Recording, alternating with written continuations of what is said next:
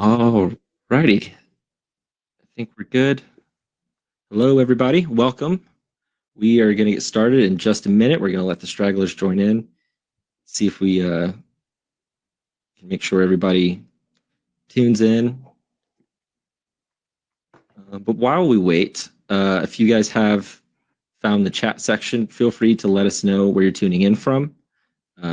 We're streaming out of Austin, Texas. Yeah. And I'm in the San Francisco Bay Area in California. A couple of Virginias, Fort Lauderdale. I'll be in Fort Lauderdale in about a month. Detroit, Massachusetts. Wow, a lot of people. Wisconsin, Nevada, Alabama, San Jose. Awesome. Oh, Mexico. All right, welcome. Toronto, South Carolina, India. It's late for you. Yeah. A lot of East Coast. Feels like Eastern time zone. People just getting back from lunch, a little bit sleepy. Although I don't know, do people take is there like a lunch hour anymore? At one point, people would go out for lunch between like noon and 1:30 or something. And now it's just people just eat at their desks or eat at home, or they're working from home or whatever. When I'm remote, and now that I work remote, I almost skip lunch now. It's so easy to kind of forget. When I was in an office, it was nice because there was, places you could walk down the street and find some stuff and take a little break. But right, and it's social too, which is nice. Yeah. Salt Lake City. Oh, not Salt Lake City, Lake City, Florida. Hi, Katie. Colorado. Awesome. Cool. All right. Okay. All right. Awesome. Well, welcome everybody for the latest edition of the AI Success Series. Today's topic is Search Has Changed, How to Stay Visible in the Age of AI. My name is Justin Meredith. I'll be your host and moderator for today. And I'll introduce our guest speaker, Greg, here in just a second. But before we do that, I just wanted to go over a couple of housekeeping things for those who may be tuning into the show for the first time. But the platform that we're currently in is called Goldcast. It's really cool. We've got an awesome chat section where a lot of folks have already found it. Feel free to say hello, ask your questions, introduce yourself, or connect with other folks as well. We'd love to hear from you. As part of one of the priorities that I like to make with these webinars is to make it conversational and bring you guys into the conversation. So please don't hesitate to ask your questions or offer your own thoughts and experience. But if you want to continue your learning, feel free to check out the Docs tab. We've got a couple of webinars in there and blogs and a recent report that we put out on the state of Google business profiles. That's really, really interesting. We've got some great resources there. So if you want to just continue your learning after this, feel free to check those out. Can everybody hear me? I can hear you. Awesome. Cool. All right, cool. And so feel free to say hello in the chat and check out the Docs tab for extra stuff. We do have a Q&A tab, and feel free to ask your questions there. You can do it in the chat or the Q&A. Either one works. We'll be sure to try to bring those up as we see them. But we might miss a couple, so don't fret. If we do miss a question, we'll try to get back to you at least after the webinar.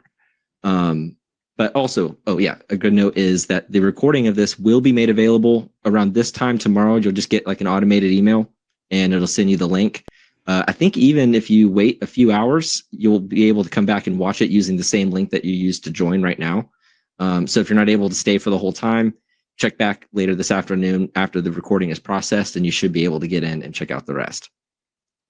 Awesome. And I want to thank people for showing up. I'm jumping the gun a little bit, Justin. Yeah. But everybody signs up for webinars, and really what they want are the slides and the recording. But what you don't get if you do that is you don't get the ability to participate and ask your own specific questions. So I would encourage everybody who has questions to do that today, and that's the value of being here. 100%. So take it away. Yeah. Sorry. So thank you guys for tuning in live. And so with that introduction, I'd like to welcome Greg Sterling to today's episode. Greg, welcome. You've been on a couple of webinars in the past, and you've spoken at some events. But I'm really excited to have you back on. It's been a little while. I think this is the first time you've joined us in 2025. How are you doing? How are Yes, things that's correct. going? Things are very busy, kind of crazy busy right now. And but I really enjoy talking to you and doing these webinars with Birdeye. They're really fun and they're engaging. And so it's my pleasure to be back here. Thanks for having me. And I'm looking forward. Oh, somebody can't hear me. Yeah, Oh, you know what? I can hear you. But if you are having Yes, audio issues, I just no, that was my fault. People can hear me now? Yeah. So what happened is there was a setting at the bottom. So all my admonitions about ask your questions didn't get through to people. There was a setting at the bottom that I just changed. But anyway, thanks for having me. It's great to be here. I'm excited to do this. awesome, cool. Well, we've got a lot to dig into. As you were saying, it's been a really busy time. I mean, it feels like that's the new normal, especially with this AI flurry of updates and things that kind of happen, especially over the summers. Okay, cool. We've got the muting thing. Yeah, and if you guys can't hear either one of us, just check to see if you have one of us muted, or maybe leave and come back in. Sometimes with a lot of people coming in at once, the wires can get crossed. But like I was saying, we've got a lot to cover, and today I'd like to really get a better understanding of the current landscape of local search and the relationship that consumers are having with AI search tools and how they're using them, maybe instead of traditional search like Google, or maybe in conjunction with them. It's really interesting to see, at least from observing my own kind of search behavior, how I've kind of changed and started using different tools to see kind of how they work and what I like best. And so I'm excited to hear what your thoughts are, Greg. But to get started, can you give us a kind of your thoughts on the current state of online search? And where are we at right now at this point in 2025? It feels like things change on any given day, or things that happened last week are no longer applicable this week. It feels like there's a lot going on. So from your perspective, what does the current landscape look like to you? Well, that's exactly right. I mean, things are so dynamic right now. So, for the last, let's call it 15 years, it's really been about Google pretty much. And since November of 2022, I think, when ChatGPT showed up, things have really started to shift fairly dramatically. Google still dominates search, but there's a lot going on with obviously AI, different AI platforms, and changing user behavior. And then we also have other stuff happening with social media, which we're not going to talk about at length here. But there is a kind of fragmentation going on of audiences. I mean, and people have been very focused on optimizing for Google and Google advertising, but there's a lot of stuff in the background happening, and AI has helped expose that fragmentation, I think, to people and to marketers. And so we'll talk specifics. I mean, let me just say that my expertise is in local search and in the local arena, although I study search more broadly. And we do original research, and so we have user testing data and survey data that we draw upon in making some of these comments. So what you can see on this slide is kind of market share data for AI platforms, LLMs, ChatGPT, Gemini, Perplexity, Claude, etc. And ChatGPT is the blue bar, and it's dominant. It's the new user numbers, I think, that came out yesterday are ChatGPT has now 700 million monthly active users, which is a big jump from the 500 million, which was their last public number. So usage is really growing. But the relationship, as you alluded to, Justin, between Google and ChatGPT or other AI sites is more complicated than the kind of zero-sum discussion that a lot of people have. Is ChatGPT going to take Google's traffic? Is Google going to successfully, kind of defend it? Seems like we're having a lot of people with sound problems. Hopefully, people can hear us. But it's an enormously dynamic situation that we're in right now, and everybody's trying to figure it out. What works? Where do they have to focus attention, and so on. Yeah. It's an interesting puzzle. And it's like you said, things are changing super quickly. And I think one of the important things to consider is to not get overwhelmed by the hype. I feel like every time I log into LinkedIn or Twitter or anything like that, it's Google is dead, SEO is dead, blah blah blah. It's always it's always one or the other. And something that we've seen is there are a lot of folks who are, like you said, there's a fracturing of these platforms where people are using different platforms in conjunction with each other. Whether it's starting off with ChatGPT to do some research and then going to Google to find the place that you want to get to. Or maybe you start with a normal Google search and then you click on AI mode to ask a follow-up question, which is something I've been doing a lot more of that I've really sort of enjoyed, actually. It's really fascinating to see that. Kim is asking, what is general AI traffic on the bottom chart versus the global? Okay, yeah. So Greg, these are two of the charts that you were able to send over to us. Apologies for the spacing. Yeah, these are thing, but general AI traffic share and global. Yeah, these are similar web charts. They're not my charts, and I to be perfectly frank, it may be a North America or US versus global distinction, and I don't have the report in front of me, so I can't tell you that right now. We can follow up. People cannot hear me, it appears. I apologize for the sound problems. I'm not sure what's going on. Justin, you can hear me, and others seem to be able to hear me. Yeah, it does look like that whenever an attendee logs in, there's an option to mute or unmute. So yeah, but it does look like we should be good now. I think the folks who are having issues is on the smaller side. To your point about Google is not dead. Google is very much not dead. They just had a record revenue quarter. Their AI usage is growing. AI overview. Gemini has now 450 million monthly active users. AI overviews are now being seen by 2 billion people. So they're very much in the mix of this whole AI phenomenon. And ChatGPT is driving and others are driving an increasing amount of traffic, but it's still a tiny fraction of what Google drives. Yeah. So, you should not shift all your focus over to AI, but nor should you ignore it, nor should you there's a contrarian group that says, oh, don't pay that much attention. It's totally overhyped. You don't really have to focus on AI. I think that's an incorrect position. Yeah, I agree. I think it's important to think about both because, I mean, even if you are just focused on Google is very heavy in the AI space with Gemini and AI mode. And so pretty soon, if you're optimizing for Gemini or for Google, AI mode, you're going to be needing to, it's the same thing as optimizing for ChatGPT and Perplexity. There's a lot of commonalities in the way the models look at each other, but they are very different. And, when we'll show some examples here, in real time with some queries across these different search platforms just to see what that's like. But it's really, really interesting to see kind of how this stuff is unfolding.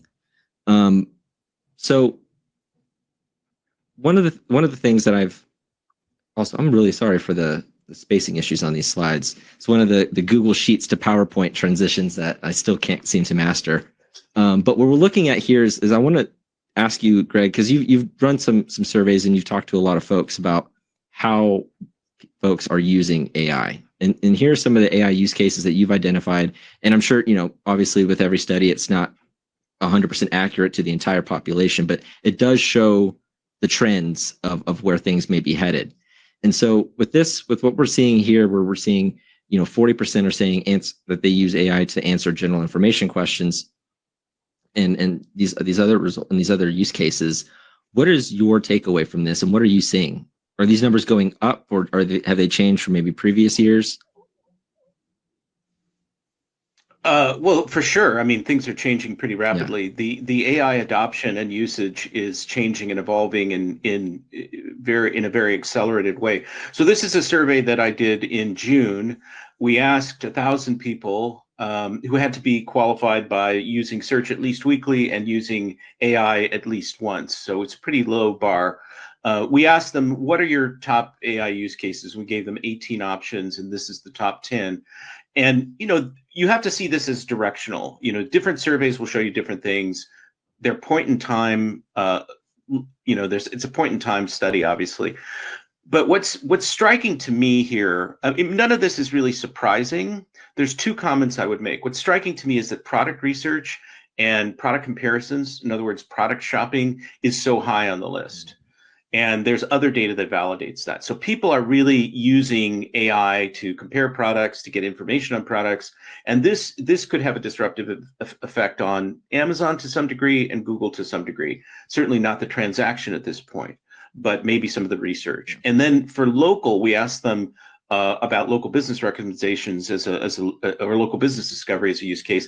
And that ranks at the bottom. That's tied for 18th place, which is really striking because 2/3 of these people have done local searches using ChatGPT or another AI tool, but it's not a common use case, at least at this point. And the reason for that, I think, is because the experience is really not great. It's getting better, but it's not as good as Google. So people really like Google, are used to Google, and so far ChatGPT hasn't really offered an experience that's quite as good. Yeah. But I can talk more about the sort of complementary nature of that in a second. Definitely. Yeah. And I'm looking at these and I kind of have a similar feeling about how I use these AI tools. I will say I don't necessarily go to ChatGPT immediately for local business recommendations unless it's more of a discovery. But usually, and we were talking about this the other day, Greg, where it just feels like people are very hardwired for local search in Google because it's so good.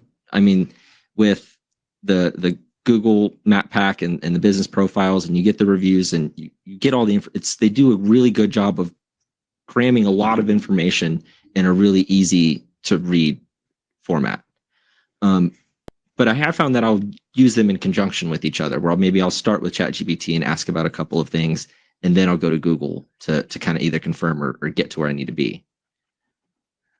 Yeah, let me make a couple of comments in response to some of the chat comments and questions that are going by.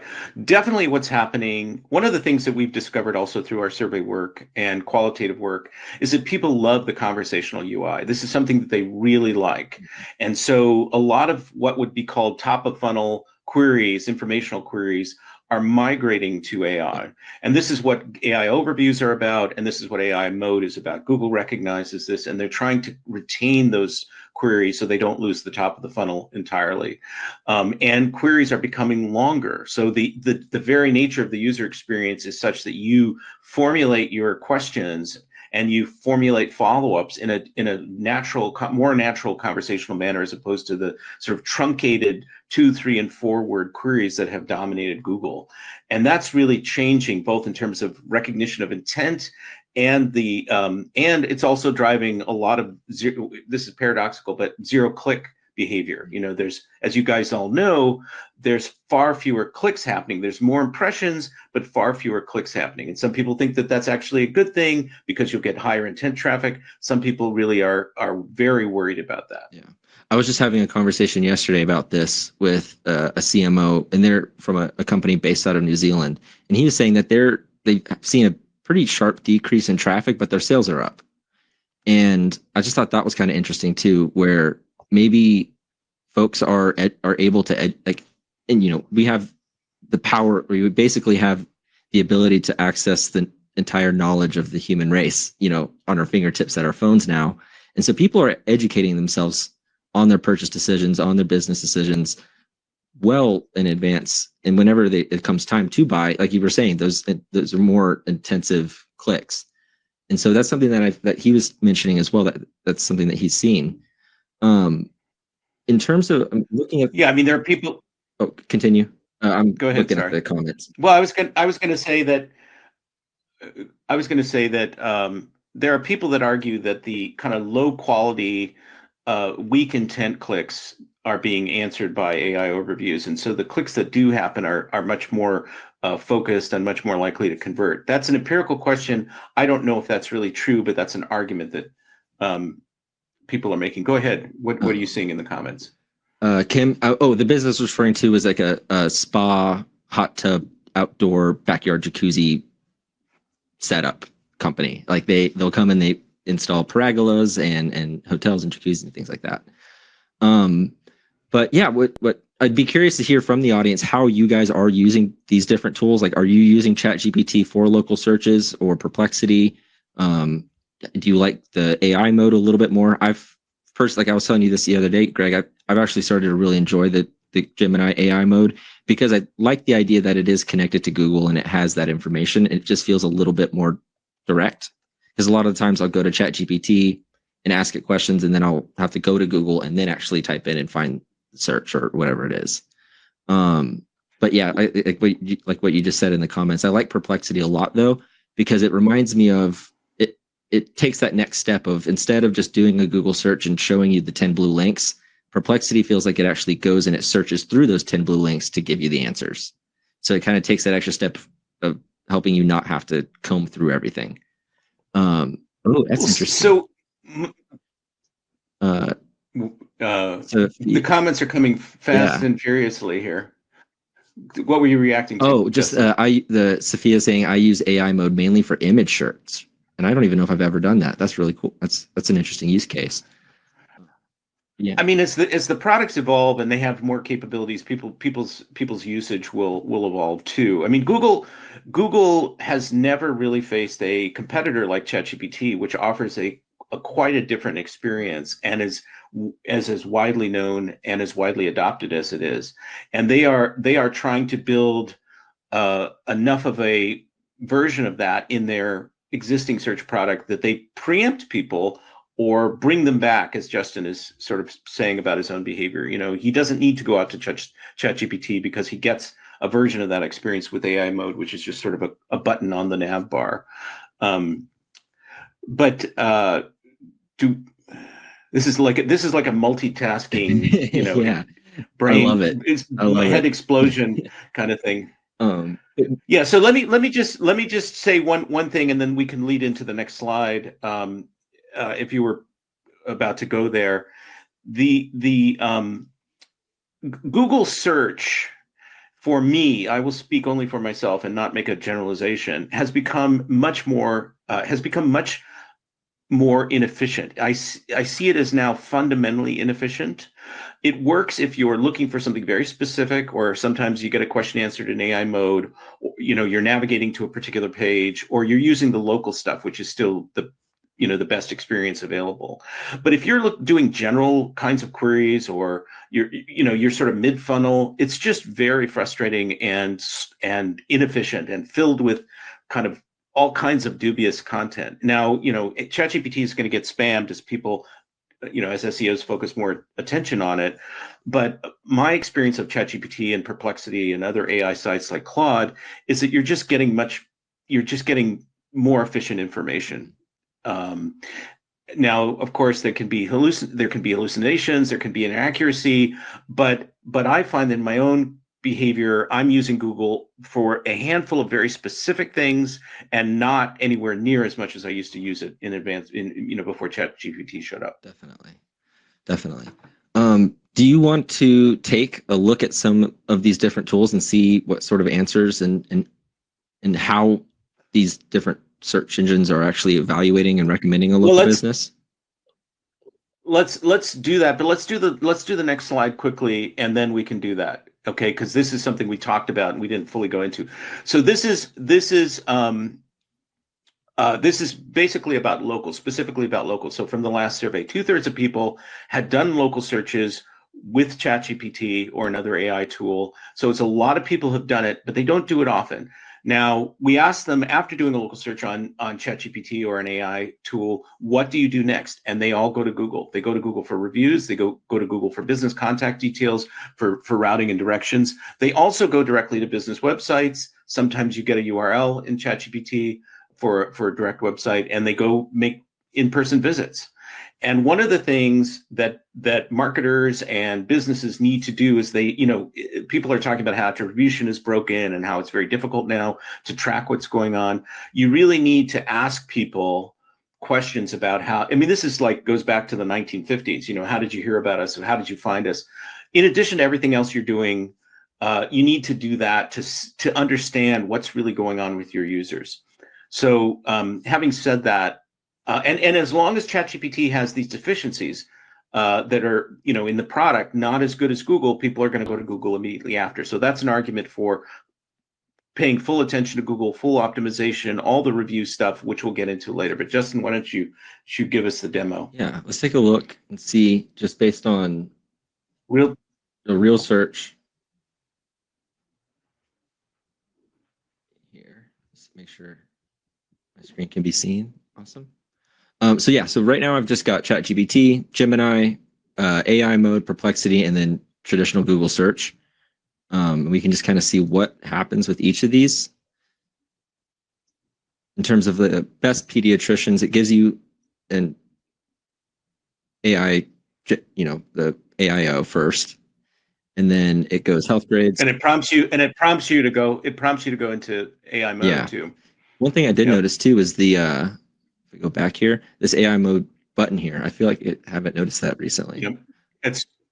It's very recent. That's relatively recent on the desktop. And then Perplexity, I'm just going to click all these to start searching. There's Gemini. Okay. And so one of the interesting things that I think it was Sarah in the comments who said that she uses, like, she tests these different tools to look up to see how her clients are showing up. And I think that's an amazing tip that maybe some folks kind of could probably forget about. And what's really cool with these LLMs is that they actually tell you exactly how and why they're like recommending a business. They give you their citations and their sources, so you can see what it's looking at in order to rank a business or recommend a business. And I just think that's such an easy thing to do for quick insight as to how your business may or may not be showing up on these search engines. And so just looking at let's reiterate that that the overlap in sources is relatively small between these AI sites. Certain sites are being used pretty widely: Wikipedia, YouTube, Reddit, and a few others. But beyond that, there's not a ton of overlap. So you really need to look at, do searches in your category for your clients. See what the sources are that are being cited or used. You can ask what the sources are if they're not exposed. Sometimes they're not exposed, and you'll see directories. And websites are being shown, but a lot of directories in particular verticals that are have high authority. So it's important to do this investigation. Yeah, and as we look through these results from these various models, you'll notice that one of the first things it always refers to when it gives a recommendation is the rating and what people are saying about the business, because that is a source of truth. Those are real, patients for this. This is a pediatric search, so real patients who are giving feedback, and that source of truth. And where are those coming from? Where are those coming from? So this one, where are those comments? So this one from Gemini, or this is AI mode. Yeah, it just says they have a 5-star rating. This one is receiving a 5-star rating from 14 reviewers. In Gemini, I don't think, let me look at the sources. So that is also interesting. What I would love to see is if it says it's like they're rated really highly, if it could link to wherever it's being reviewed. I mean, even here for ChatGPT. So this one I didn't use web search as the tool. This is just a pure 4.0 search. And every single result starts with its star rating, and it gives you a list of sources. So there's like 11 or 12 sources that it goes through. You can see that Yelp, Facebook is a source, WebMD, Facebook. I mean, it goes through and it looks at a lot of different things. What I'll also do for this one, I do want to try another one. And sometimes they will show you direct business websites in those results as well. Yeah, I'm going to try this with web search and see how that looks. But it's fascinating. So in the comments, Sarah's, yeah, and that's one of the interesting things too that we actually we were looking at that yesterday, Sarah, is that Gemini and AI mode don't provide the exact same answers, which is just interesting because they're both from the Google kind of family. But Steve is asking, does Gemini pick out reviews based on keywords in the review?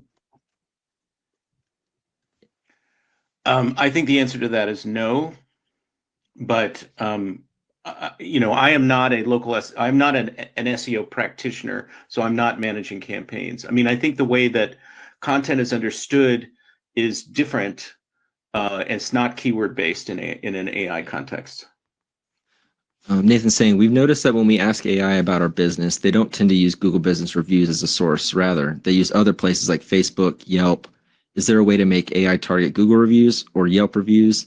And I think that is actually a really great point, because it brings up something that we've been talking about, Greg, is the fact that in this age, if you really want to make sure to appeal to all these things, is you have to be in multiple places.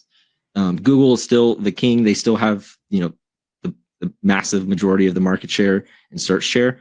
But we can see that from these AI searches, they're looking at other platforms. They're looking at other listing sites like Yelp, social like Facebook and Reddit.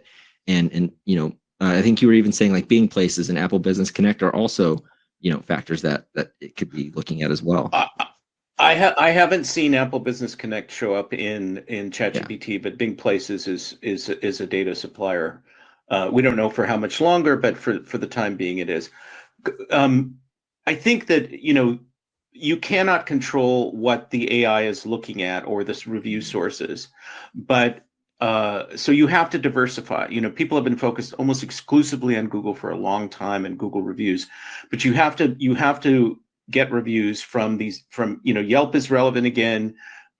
You have to get reviews and optimize profiles in these key directories that it may be drawing upon. And this is also true for Google as well, because people will go in certain verticals like medical to health grades or vitals or WebMD and look for doctors and look at those reviews. So it's Google, and depending on your vertical, these particular directories, and you also want to put first-party reviews on your website as well, because we've seen evidence that AI is drawing upon that as well. So you have to figure out what is the relevant universe of sites for my industry, and then optimize for those, claim those profiles, build them out, and get reviews. And it's challenging to execute against that. But that's what you need to start doing. Yeah. And BBB, yes, BBB is also in there in the mix. I mean, this is why you have to use these sites, do these searches, and look at what's showing up. And it may change relatively quickly. It's not going to be like a year from now you're going to see the exact same thing. It may even be the case that months from now the sources are slightly different. Yeah. Something interesting here is the one of the Birdeye microsites is actually popping up as a source as well, which is one of the things that whenever you use Birdeye, it consolidates all of the reviews from various platforms onto this one page that is SEO optimized. It's really cool. But that's something that we've also been noticing a little bit more amongst local searches, is that Birdeye, these microsites are actually coming up and it consolidates. So this place has 704 reviews on that microsite, which is really cool. So getting, I want to talk a little bit more about some strategies on how to optimize for this, because it feels like there's a lot to take in when it comes to this stuff. But if you were to recommend the priorities that a business should really focus on in the next 6 months when it comes to this, what would you direct them to do, or where would you direct them to look? And I know, what do they need to do? Yeah, like what would your priority? What would you recommend a local business prioritize for the next 6 months when it comes to this? Well, sort of the core things that you need to do are the things that people have always been advising. Claim and optimize your Google business profile. Have a review solicitation program that's ethical. Respond to reviews. A lot of people don't respond to reviews. There's no immediate explicit ranking boost that you get from that, but there's an engagement boost, and that may have an indirect ranking benefit. And it also just is a positive reflection on the business. So Google business profile, reviews, social is important, as it's always been. Google has incorporated Instagram and more social content into search results. And some of that is also true for AI. So in a way, there's not a ton that you want to do that's different.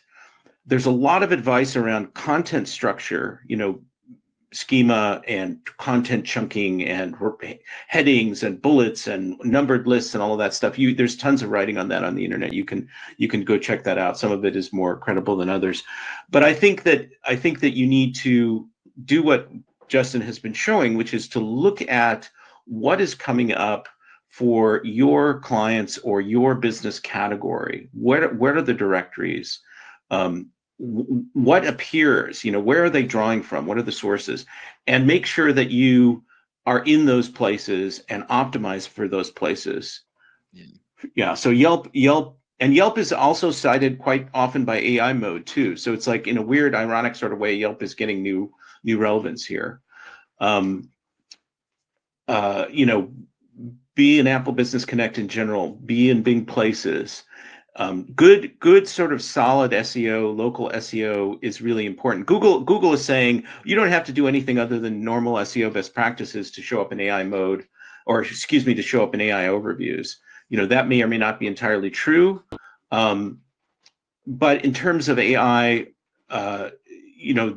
there are people who are arguing for digital PR. If you can get, depending on your category, if you can get into editorial roundups or top 10 lists or things like that, then you're also going to have additional visibility in AI. That's hard to do. PR is a hard and sometimes expensive thing to do, but that's something that's gotten new attention as well. We have a whole list of those kinds of things. Yeah, so you're talking about PR. The cheapest package they offered you was $500. That's very cheap. I mean, compared to some people want retainers for thousands of dollars a month, and it's expendable if you don't have the money, but it's something that can be helpful if it's done well. Yeah. So let's keep moving on, and if there's any other examples that we want to look at, I can pull those back up. But one of the things I'm curious about, Greg, is when we talk about staying visible, I think there are a few foundational things that every business can do. And Camilla actually just brought up a great point with social. And it's one of, from my perspective, it feels like the more things change, the more they stay the same. And, even before ChatGPT came out, one of the things that we've always, at least at Birdeye, I've talked about is when it comes to strengthening your online reputation, the first thing you should be doing is focusing on optimizing your Google business profile, generating those reviews, making sure all of your listings information is accurate. Like, this stuff is the things that, people in SEOs have been preaching for years, but all that stuff is still important. But there are some elements beyond that, like with social, because as we've seen, like, there's Facebook being, Facebook's being used as a source in these AI searches now. What are, when it comes to staying visible right now in this age of AI, we've got some recommendations here. Is there anything that you want to speak more in more detail on with what we've got, or maybe there's something I'm missing from this list? Well, undoubtedly, this list is not exhaustive, but it's a good kind of overview. The image on the right is a screenshot that I pulled from a search for periodontists near me, and these are Google Business Profile links, and they click through to Google Business Profiles. So ChatGPT is pulling from Google Business Profile. It doesn't happen every time, but we may see more of this. So that's another reason to focus attention on Google Business Profile, which everybody is doing. Then on the left, in terms of social, YouTube and Reddit are heavily used by Google and by AI. As I mentioned earlier, Reddit and YouTube are frequent sources for ChatGPT in different AI platforms. I mean, doing, effectively marketing yourself on Reddit is a tricky thing and hard to do, but it's a commonly used source. And Google is indexing Instagram posts, and so you do need to pay attention to social. But it, again, it's really about again, it's really about your business or your customers, if you're an agency, and what's happening in their industry, where understanding customer behavior, and then understanding what the results are for your keywords or the prompts. And there are a number of tools out there now that are capturing prompts or the query fan out stuff that's going on to give you a sense of what people are asking. Reviews, we talked about, diversify your reviews, SEO basics, GBP optimization. We just mentioned social, and, you need to be in the key directories that AI is using, that Google is ranking, and be in Bing Places, be in Apple Business Connect. I mean, you should be in Apple Business Connect because Apple is driving a certain amount of leads on its own that you may not be, fully benefiting from or aware of, although their analytics are not totally transparent. But the most important thing to say here is keep doing what you're doing and keep learning, keep watching. Nobody knows exactly how to do this yet in terms of the AI stuff. And it's changing so fast that advice today might not be exactly the same as advice 6 months from now. Yeah. So just keep engaging and keep watching and learning, attending webinars like this, reading, testing things. Yeah. But don't quote us if we're wrong on this, right? Because we could be wrong in 2 weeks if everything changes. So don't hold us to it. But we're not wrong. We're not wrong. No. We're not wrong. No, of course not. There's an interesting question of how important do you see content versus prompt engineering? And I'd be curious, Michael, if you or context engineering. Yeah, define that. What do you mean by that? Context engineering. And that reminded me of something someone said earlier about you need to create content that's really the right kind, creating the right kind of content on your website that's helpful and scannable and readable by AI. And in a conversation I was just having yesterday with the CMO from the spa company, he was saying that they've been optimizing for AI searches in their blog content, and they've really cut it down. I mean, they've made their blogs and their content much more direct, straight to the point, with not nearly as much fluff. And they've seen that has been proven successful. And in my mind, it's the same. It goes back to the Google EEAT, and whenever you're creating content, is it now my brain's freezing on what the acronym is. If somebody in the comments could, without a frozen brain, can put that in, then that'd be great. But what it comes down to is the content actually valuable and helpful, and do people actually find it useful? And I think if you can optimize your content for that, in itself, it's going to be optimized for AI. Experience, authority. What was that? There was an extra E that they put on recently. EEAT. Experience, expertise. Andrew. Expertise, yes. Andrew, exactly. You get a party hat. Exactly. So yeah. Yeah, I mean, there are people who will argue, don't just abandon your blog, as you were sort of suggesting with the spa example, that blogs are not going to be useful for ranking. There are others who will say that a well-written, well-structured blog that's relevant to the audience and the questions that they're asking, that has internal linking, will help you. Posting on LinkedIn can help. I mean, there's a lot of stuff that people are testing and doing to figure out. They're basically, people are trying to reverse engineer what's happening on AI and in AI mode and AI overviews. And I think that that's a kind of a myopic strategy. You need to understand what things to emphasize and where to place your bets. But I think, as Justin suggested a moment ago, you really need to understand your audience, understand the kinds of questions that they're asking, and then create content that, of course, is well structured and internally linked and all of that, that really responds to those questions. It's like, I mean, Google, we can't entirely trust everything that Google has been saying, but they've been saying, create good content that genuinely responds to the audience's questions and helps them, and that will be beneficial for ranking purposes. And of course, that's superficial advice, but it's also kind of true. Yeah. David says, am I the only one who doesn't fully trust AI to get things about a business right? And I agree. I think that's also why I've started to use these in conjunction, where I may start with ChatGPT if I have more of a conversational query where I want to ask a few follow-up questions, and then I'll go to Google, and whether, I may confirm it on the business profile or go to the website. And I've been using them kind of in tandem to kind of get the information or get what I need.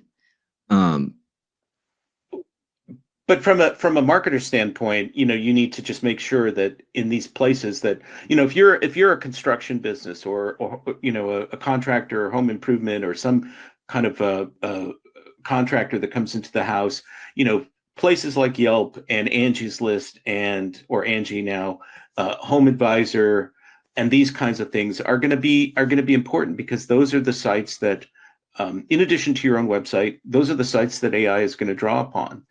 And all the things, there are people that are trying to argue that the optimization for AI and traditional SEO or local SEO are radically different disciplines. And I think that that's not true, but I think that there are distinctions. It's an additive thing. It's not, if you just do regular SEO, if you have to do one thing, do all the SEO best practices. And if you don't have any bandwidth to optimize for AI or to be paying attention to AI, do all the SEO stuff, all the local SEO stuff. But if you have the additional, because that'll benefit you with AI, Google Business Profile Optimization and reviews and so on and so forth. But one of the lessons that we've learned from the last 2 years and all the information that's come out about Google's ranking algorithm and the antitrust trial and everything is that your brand matters. The brand is an expression of multiple things, but if you can build your brand on social media, if you can get people to search directly for you, because very often what they will do is they'll discover your company, your brand, your business over here, TikTok, Instagram, whatever it is, Reddit, what have you, and then they will go to Google to do a so-called recovery search, or to look at reviews, or to get additional contact information, which is exactly how people are using AI right now, using AI for discovery, using Google to get the last mile information. Yeah.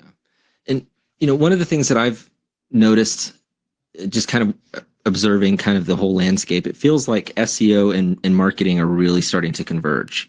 And your brand presence and being able to control your businesses or your brand's narrative is more important than ever. And that is why it's important to be present on, Google, Yelp, Facebook, Bing, Health Grades, the Better Business Bureau, and being involved in those conversations, and especially on social with Reddit and Facebook and these other sites, because the way I kind of look at it is these AI models are starting to take a human nuanced approach to how they recommend businesses. Like if somebody were to ask me for a recommendation for the best pediatrician in Lubbock, for example, the first thing I would do would be to look at the reviews and see what people are actually saying about them.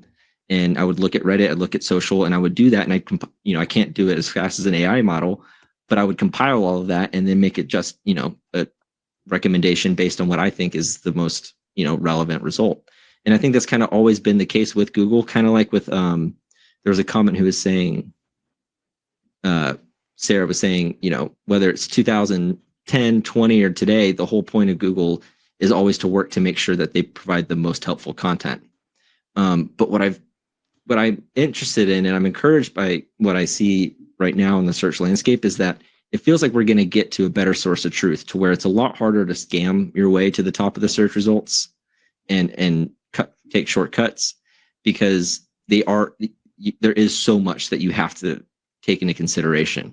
And so I'm excited to see kind of how this evolves in the future. But one of the things that I have noticed is that it is, the first thing that I notice in any kind of local search is this business has been, rated very highly. And many people say that they trust this business, or they have a great experience. And it always starts with what other people are saying, whether it's a review or on social conversations. And that's really interesting to me. And maybe that's just because, I'm at Birdeye and we love reviews, but at the same time, it's one of those things that I feel like it's always kind of been there at the foundation of all of this stuff when it comes to local search, is that, well, what are real people saying about this? And I think that's something that just needs to continue to kind of just be hammered home when it comes to what you're thinking about for the next 6 months. It's driving those high reviews and ratings consistently. And I think that's important. Right. Reviews are as important, if not more important, than they've ever been.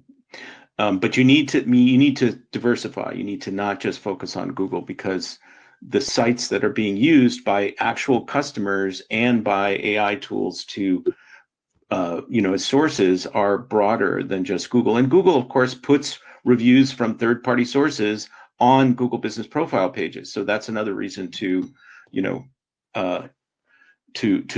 that for Google as well. I want to say something quickly about user behavior on AI, and then give a quick anecdote about my own experience. So very quickly, what we've seen in surveys is people are moving from more casual to more regular and intense use. So they move from monthly to weekly to daily usage to multiple times a day. This doesn't happen to everybody, but as a kind of at a mass level, that's what's happening. As people become more comfortable and familiar with these AI tools, they're using them more, and they're pretty smart about how to use them, and they're figuring out what they're good for, what they're not good for, or what they're less good for, I should say. But I just want to give a personal anecdotal example of something which I think is maybe ahead of the curve, but maybe not too far ahead of the curve. So we owned my wife and I owned a Bowl TV that was totaled. It was hit on the street by a truck. It was parked and totaled. And so we went out, we got a settlement. We went out to replace the car, essentially, because we really liked the car. And I started using Car Gurus and Cars.com and Edmunds and Auto Trader and all of these sort of commodity vertical directories. And I got frustrated with them. So I went to ChatGPT and said, I want a used Bolt in this range of model years with this trim level and in this price range. And it gave me a whole bunch of listings. Some of them came from those directories. Some of them were dealer listings. I found the car that I eventually bought using ChatGPT. And the only reason I went to Google was to navigate to the dealer site, where I looked at the vehicle multiple times. I came back and used Google, and then I insured the car by using ChatGPT to find a different insurance carrier. Because Geico wanted to. I have a 28-year-old daughter who's recently come onto our insurance, and so it's blown up. And Geico wanted to charge me $3,300 to insure that car. So I went out to ChatGPT and I said, I need an insurance carrier, blah blah blah, that's ethical and is affordable, and et cetera, et cetera. And I found a carrier I had never heard of before, and the car is now insured with that carrier. So I bought a car, $22,000, and I insured the car using ChatGPT entirely, and went to a business website and used Google only for navigation at the very end of the process. Interesting. So that may be way ahead of the curve, but that's not such a radical thing. I mean, that wasn't like to prove anything or for the purpose of this webinar. Yeah. That's what I actually did in my life, and it was a better experience. Huh. Yeah, and I mean, and I think that's a great. I mean, noticing that, and I think that's a great tip too, is pay attention to your own search behavior, because especially, I mean, with this, what I love about this is that we have an audience full of marketers, and I think marketers, especially, right, in digital marketing and things like that, is that we're a few steps ahead of the curve when it comes to the general population of the user behavior when it comes to this stuff. And if you are already using these tools, if you're testing out with Gemini and you're testing ChatGPT search and Perplexity, really try to pay attention to how you're using it and try to experiment with it to see what you find to be the easier or better process. Because a lot of times, at least what I've noticed, is like, if I'm able to do that and I can recognize something, I start to see it, 4 or 5 months down the line of like, oh yeah, now, Perplexity is becoming more popular and people are using it a little bit more. And I think that is a really great way to have an idea of what you should be preparing for. So, putting yourself as the test bunny or test subject for the next 6 months and playing around with these tools to see what is actually good and what's actually working well, or what you find to be a good process. A lot of times that ends up growing over the next, following months. So paying attention to your own behavior is really important. But there was a question I wanted to ask you, Greg, that I thought was really good from the comments here. And Thomas is asking, what's the most promising business awareness use case for AI that you see on the horizon? And how do you recommend we start preparing for it? The most promising business use case for AI. Business awareness? Maybe I'm not. Meaning discovery, meaning customer discovery. Yeah, I think so. Thomas, do you want to clarify? There's a lot of Yes. Yes. Okay. So the most promising. I think brand awareness. I think that people are using. So when you do a sort of a general informational query, often ChatGPT will then start to recommend, oh, do you want to find a business that can do that? Or do you want to find you have a medical condition or something. Here's this rash that appeared on my arm. What does it mean? Then they might say at the bottom of that, would you like a referral to a local doctor who can, take a look or something? I mean, that's a hypothetical. I think right now, there's the use cases are changing, but I think awareness. What's the universe of businesses I should consider? I mean, it depends on whether your services or products, because products, people are saying, I need a portable battery for blackouts at my house, and then they'll give you a list, and then you ask comparison questions: which one is better, which one has, which one can you plug a refrigerator into, so on and so forth. And people are doing a lot of that kind of product comparison, product searches, and then they will go to the Google or the website, or Best Buy or Amazon to purchase. So there's a lot of discovery that's happening on top of funnel discovery that's happening on AI. And so building your brand, building awareness on other channels, building up reviews. Reviews, as Justin is pointing out, are incredibly important, and incredibly important to consumers. The number one or number two purchase decision criterion in most categories. Sometimes it's proximity, sometimes it's price. So build awareness on other channels, diversify and build those reviews.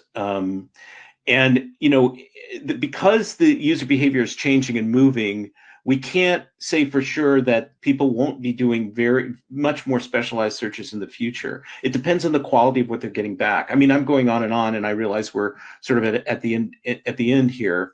But build your brand, deliver a great service, respond to customers, do all the business fundamentals, do all the marketing fundamentals, and then and get people to search for you on Google, and be in these authoritative sites that AI is sourcing and citing.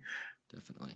Yeah. And in that same breadth of being on the multiple channels and platforms and making sure all of that stuff is accurate, that's something that, we've recognized as an extremely important, element. And that's why I believe maybe as of tomorrow or as early as next week, we'll be pushing out the beta and the new features for Birdeye's listings optimization agent.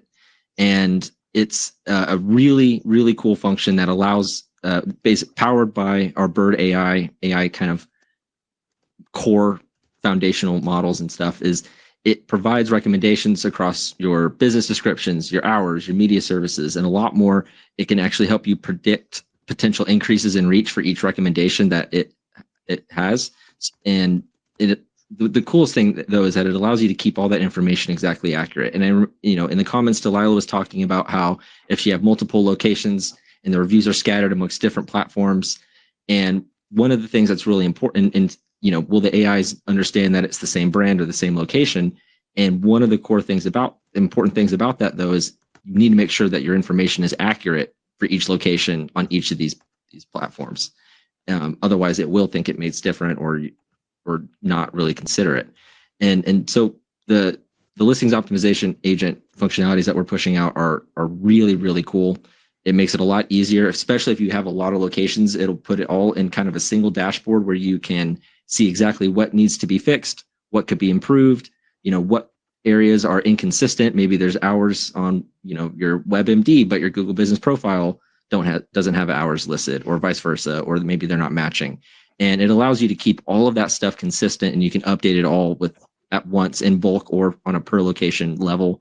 It's really cool. It makes it 1,000 times easier because, on any given day, whether it's a holiday or somebody's sick, being able to change that information so that people aren't misled and there's not any inaccuracies is super important. Very, very cool. Yeah, like you said, the return of NAP consistency. Yeah, it's definitely one of those things that's super important. But we are running out of time. We've actually we're ready at time. But before we go, I did want to let everybody know that this conversation is just the tip of the iceberg. On September 9th and 10th, we'll be having our 3rd edition of Birdeye View.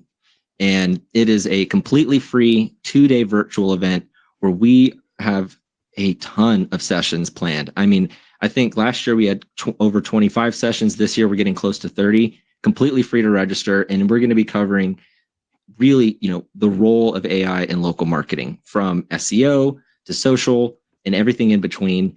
We're going to be hearing from folks from Google, OpenAI. Neil Patel's going to be a speaker there. And Greg, you as well. You're going to be one of our keynotes as well. I'm super excited to hear your conversation with Adam. That's going to be a really good discussion. But it's going to be jam-packed. We've got a ton of people who are signing up, but it's completely free and virtual. You'll be able to get the recordings. There's no reason not to sign up, honestly. If you register, you'll get access to all of these recordings. We're going to be interviewing folks from all kinds of industries all over the world, CMOs, directors of marketing. We're going to talk to people who are more boots on the ground, who are actually using different platforms and trying out these different tools, and some experts in AI and search. So it's going to be an awesome event. We're working really hard to make sure that we provide the most valuable, educational, helpful content for you as possible. So be sure to register for that. The link to register is in the Docs tab. It should be right there at the first one. Register now, Birdeye View 2025. So you can click that and make your way there, and just you'll sign up. You'll get reminder emails. We're going to be announcing the full agenda here shortly over the next couple of weeks, but we've got a lot planned. I'm super excited. So, and because of that, we're not going to have a webinar next month in August, because we're going to be diverting all of our attention to preparing for Birdeye View. So be sure to sign up and stay tuned for that. It's going to be a blast. And lastly, thank you, Greg, so much. It's always a pleasure to have you on. These conversations go so fast. I feel like we could go for another hour, but I'm sure you just came back from a podcast, and I'm sure you got more stuff coming along. So I don't want to hold you too. Well, they're fun, and hopefully this was useful. We can't get to everything, obviously, and it was great to see all these questions. Some of them were very specific and complicated, and hopefully we did. We stimulated some thinking, if not answered your questions. And it's always a pleasure to do this with you, Justin, because you do a great job, and it's really fun. And I'll get better over time at thinking and responding to the chat and responding to your questions and looking at the tiny slides in front of me. But it was really a good time. Yeah. Thank you. And thank you to everyone who tuned in and for your amazing questions and for jumping into the chat. This is one of my favorite things about my job, is being able to talk with everybody and pick the brains of experts like you, Greg, and listen to the insights from all the folks in the audience. There are a lot of really curious and intelligent people that we were able to bring together in these webinars, and it's just an absolute joy. So don't forget to register for Birdeye View, because I'd love to have you guys join the chat there. We got a bunch of people saying they don't see the Docs tab for the registration. Should be right next to the chat up at the top. But if not, if you scroll up in the comments, I believe Sarah provided a link to the Birdeye View registration as well. Awesome. Cool. Sarah signed up. Awesome. I'll see you there, Sarah. But yeah, I think that's all that we've got. But thank you guys. And we'll see you next time. We'll see you at Birdeye View.